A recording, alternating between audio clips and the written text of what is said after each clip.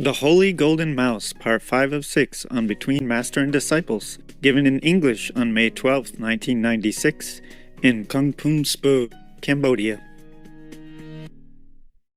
Đêm qua ta mơ chăn gối hiền hòa, trầm thoáng hương đưa ngày đó mặn mà. Người còn bên ta, tình còn bao la, tình còn bao la. Okay. Perhaps the same, both doctor. One day he was visited by a mother who had a very sick child. The child was with fever, very high fever. And then he gave him something, and the child also went to see Amitabha Buddha immediately afterwards. So the parents came and, make trouble for this bush doctor. The doctor didn't believe it and went back to the house of the child and verified it himself. So he just took a look at the child who lay there stiff and cold, and then he touched him and he said, "What? How do you still blame me? You told me that the child needed some medicine for fever and he was very hot, now he's cold like this."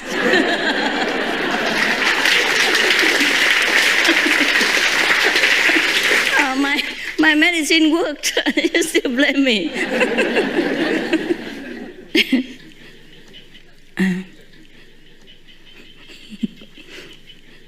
Okay, and there was another doctor. Perhaps in another place. Let's not make too much bad name for one, okay? Okay, suppose this one is another bush doctor in another province. He always boasted of his ability to cure any kind of sickness.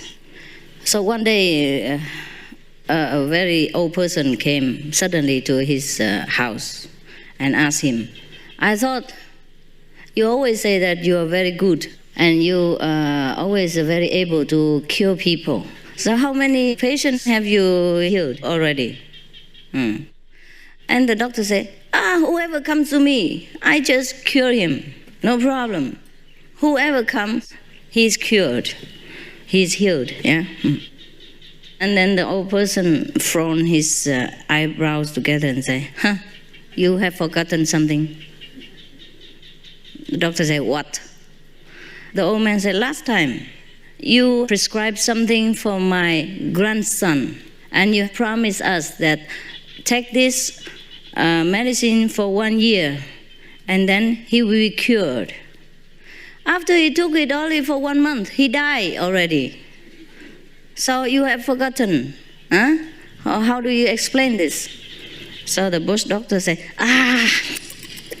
You see? He's a very stubborn patient. I told him to take for 1 year and he took only for 1 month.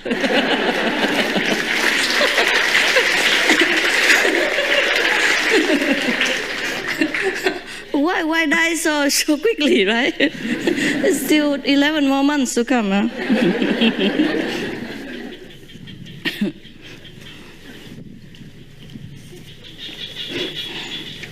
So, there was another doctor, perhaps somewhere else, okay?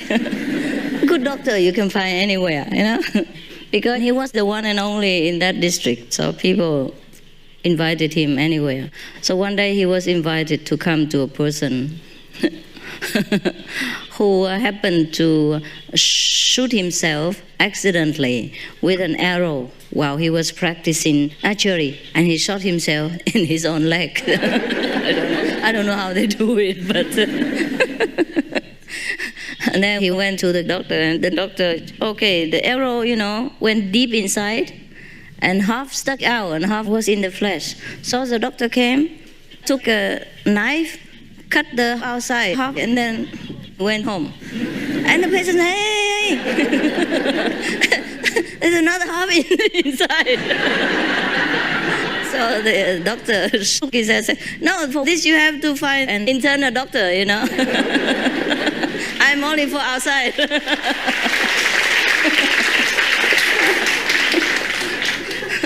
How you call this? How do you call the doctor who only takes care of the outside things? Yes, I'm only a general doctor. You have to find an internist, huh? Internist, huh? It's cute. You have to go to 2 doctors.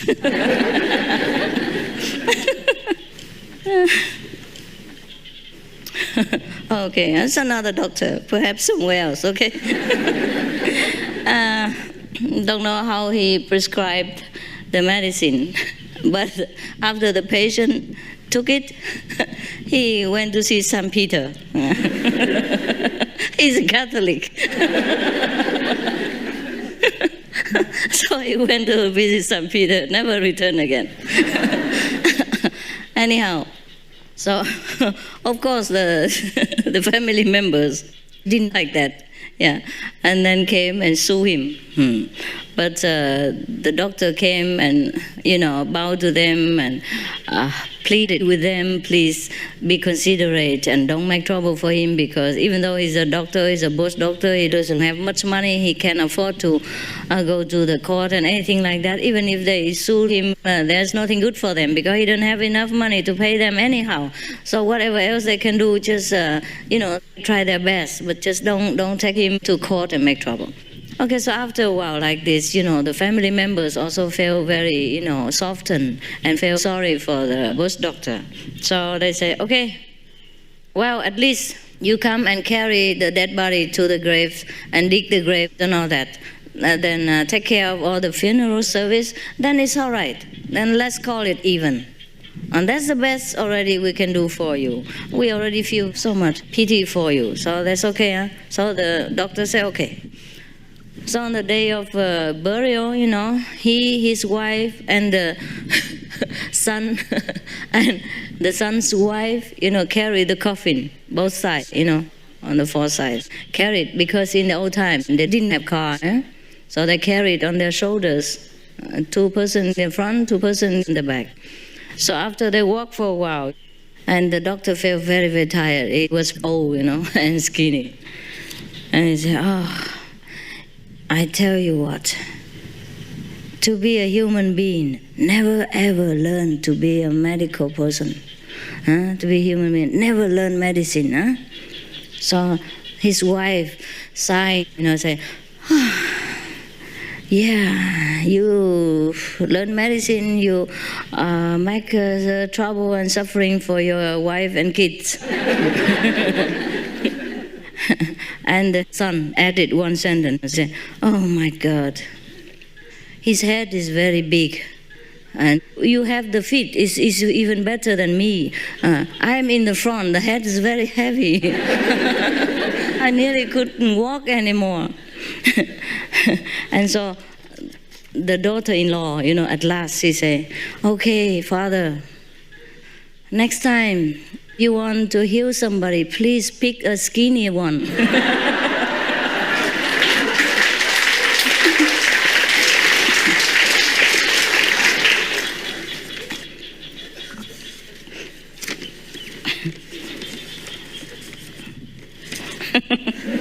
Okay, now we go to another one. We don't talk bad about doctors anymore. We talk bad about somebody else. There was a person, in Vietnam or in China, they have a person like a priest in the Catholic Church, to go to the funeral service, and read prayers and things like that for the people, to pray for the people. People like that. But this person happened to be illiterate. So he didn't know much about how to write many things. So when he came in, he had to prepare a speech to talk for the dead. And you have to insert the dead people's name in it. Like, so-and-so, Mr. X, Mr. Epsilon have died today, and please, all the hosts of heaven take him. And he has been a good boy, or things like that, So anyhow, this person was illiterate, and he couldn't write down the name. And the dead person happened to be Mr. Round, Round? Yeah, Mr. I'll say William Round. So he didn't know how to write round. So he said, oh, never mind. He just put a round shape, a zero shape in it, and say William. He could write William. He made phonetic for himself, William and round. He put a circle in it, and so on. Because the other formula he already learned by heart, so he didn't have to even know. He learned already. Even if he read the formula, he didn't have to read it. But the name he had to insert in it. Just like when you go for initiation, you insert your name in the empty spot. But please don't make a circle if your name happens to be round. And many people in the village knew that this guy was not very well educated. And it happened that this person was William Round. So anyhow, they saw him write the formula with a circle, and they were laughing. So they waited until he went in the bathroom or something, and they just mischievously put a stripe on it? A slash on it. Oh, yes. Put a slash next to the the circle like this. You know what I mean? No, they do it like this. Like this. So in Vietnam, there are people who make the coconut. They cut the coconut and then put a handle on it and drill the handle in between to get water out with it, yeah, from the bucket, yeah. Like what in English? A scoop. Like a big ladle. Big scoop, huh? Ladle, huh? Okay. So it looked like a ladle, huh? So when the priest, country priest came back, you know, and he read it. I am today, the 10th of April, 1996. Oh, heaven and earth, hear me, bang, bang. There was a good person, namely Mr. William Ladle.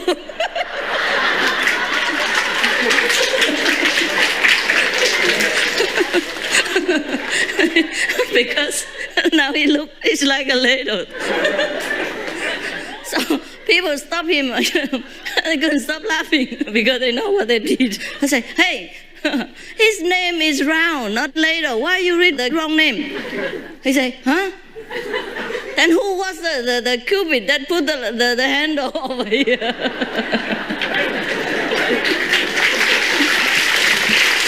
Okay.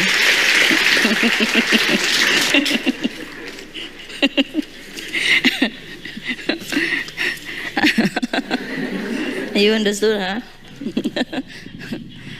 Make sure you don't write a circle and people will put a handle on it. Đêm qua ta mơ theo cánh nhạn hồng, lạ lướt mây xanh, thanh thang trời lộng, một đời thong dong, một đời thong dong.